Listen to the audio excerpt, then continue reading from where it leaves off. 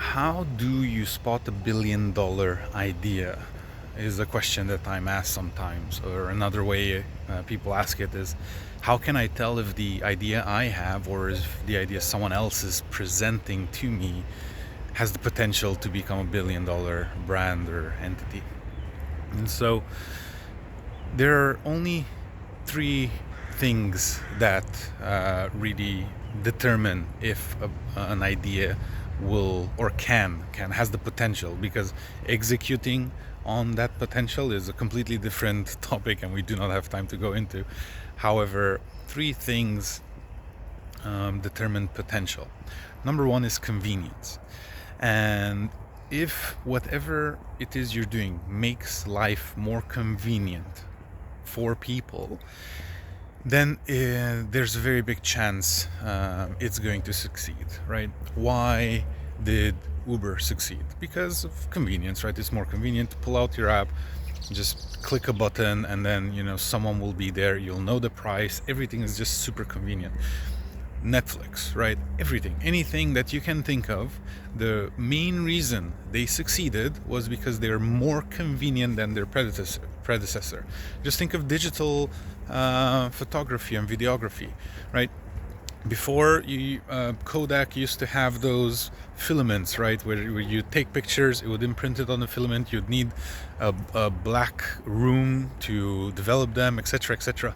And then with digital, you just snapshot, and then you would just move on with your day, right? So convenience is the main thing that determines success of an idea. Number two is need. Is there enough need for it? Again, if we look at the examples, there's always a need for transportation, to transport myself from one place to another. There's always a need for food. If you look at food services, right, the food delivery, there's always a need for entertainment, right? So that's why Netflix works and many other things work. So is there a big enough need, right? Do people actually need what the idea proposes to provide, whether that's a product, service, or something? And then number three is perception of value. So am I willing to pay what is required for the business to succeed? So let me explain. If making a car costs you 50 grand, however, the perception of the value of that car is under 50 grand, or not much different, like let's say it's 55, but definitely not enough to warrant a business around it, then you have an issue. But if it costs you 50k to make a car, but then you can sell that car, the perception of value of that car is 100 grand or 250, then you're in business, right? Similarly, apps tend to cost very little to maintain. So maybe it costs you $1 per user. So if the perception per month, $1 per user per month. So if the perception of value is at least at $9 a month, that people would be willing to pay $9 or maybe even $19, or in some cases, some apps, go for more, or some subscription services go for more, then again, it's a viable business, right? Just look at Netflix. Netflix costs not a lot to stream, because they have very efficient servers and various other items that make it affordable for them to host any user.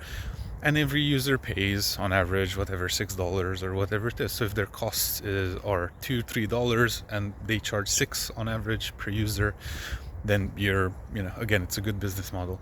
So those are the three things, right? Convenience, need, and perception of value.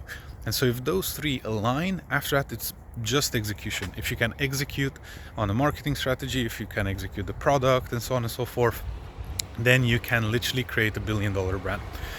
If you need any help, or if you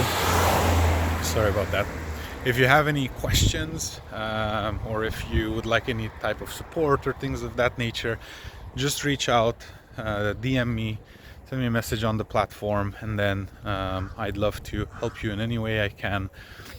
We've already generated well over $500 million for clients in developing their ideas, in helping their businesses succeed.